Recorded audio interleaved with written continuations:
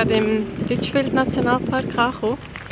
Wir sind gestern im Kakadu losgefahren und haben die Nacht jetzt auf einem Camping verbracht, wo wir alle Akkus können aufladen und wieder mal duschen und uns einfach ein bisschen erholen.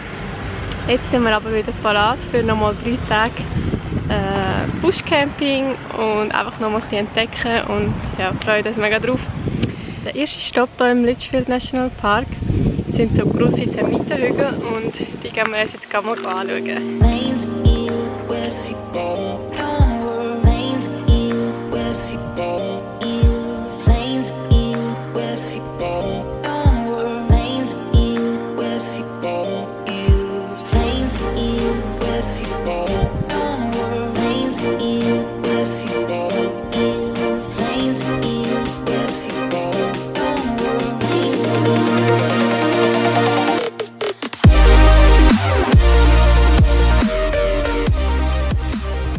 Das ist echt spannend.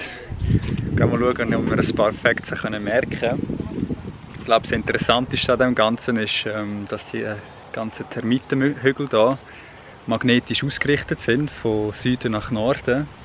Das heisst, die Termiten die haben wie einen eingebauten Kompass, weil sie sind blind, also sie können es nicht ablesen am Stand der Sonne, sondern sie richten sich nach dem magnetischen Norden aus und den Hügel dementsprechend so bauen. Und zwar aus dem Grund, dass halt immer eine Seite völlig im Schatten ist und das sorgt dann eigentlich dafür, dass die Temperatur im Termitenhügel innen immer gleich bleibt. Ja, echt faszinierend. Auch wenn es irgendwie aussieht wie ein Friedhof. Hier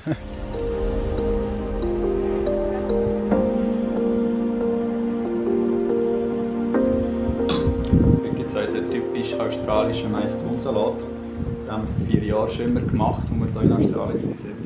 Das Geile ist eben, dass es hier in Australien gibt Ton mit Geschmack.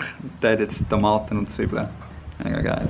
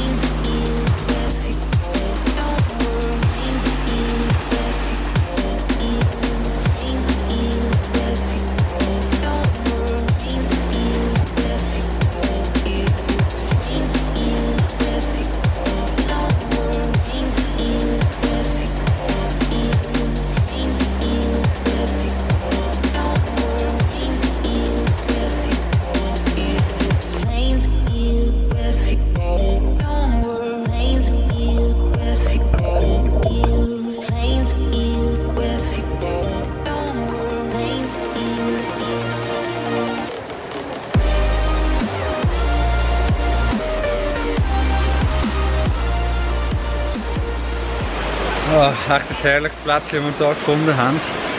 Es ist so krass, wie eigentlich in so einem trockenen und heißen Land trotzdem noch so Fleckchen gibt, wo man sich so gut erfrischen kann. Einfach wunderbar.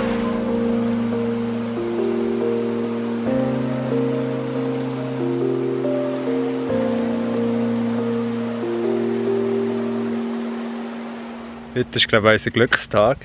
Wir haben nämlich gerade noch den letzten Platz auf dem Campingplatz bekommen. Kurz nach uns sind die nächsten reingekommen und es war schon alles voll gewesen. Wir haben gerade noch den letzten verwünscht. Und das Coole ist, wir sind jetzt hier gerade ganz in der Nähe von den Florence Falls. Das sind hier so Wasserfälle und es führt einen Weg, irgendwie vielleicht 10 Minuten oder so vom Campingplatz runter an die Wasserfälle und dann kannst du dort baden. Und ich packe jetzt noch schnell das Zeug und dann die letzten 2 Stunden, bevor die Sonne untergeht, jetzt nochmal dort unten verbringen und gehen ein bisschen baden. Haben wir ja heute noch nicht genug gemacht, oder?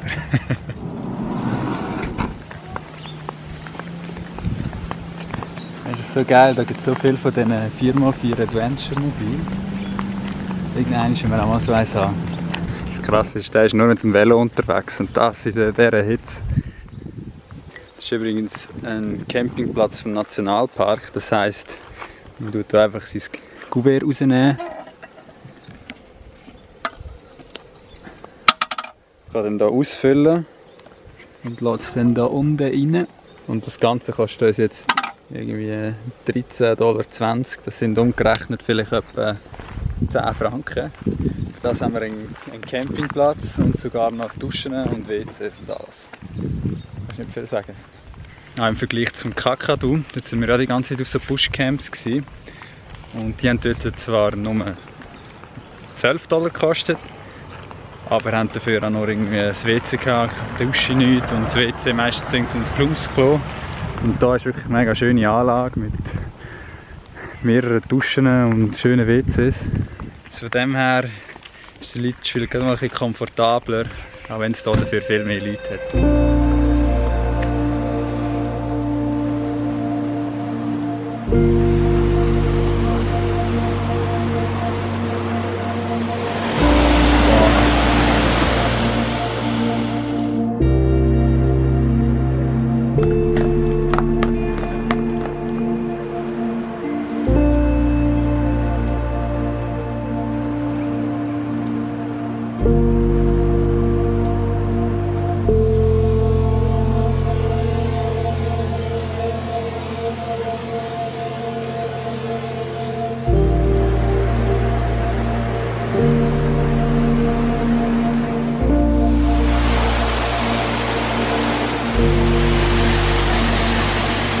Also es hat sich jetzt definitiv gelohnt, dass wir nochmal hier gekommen sind.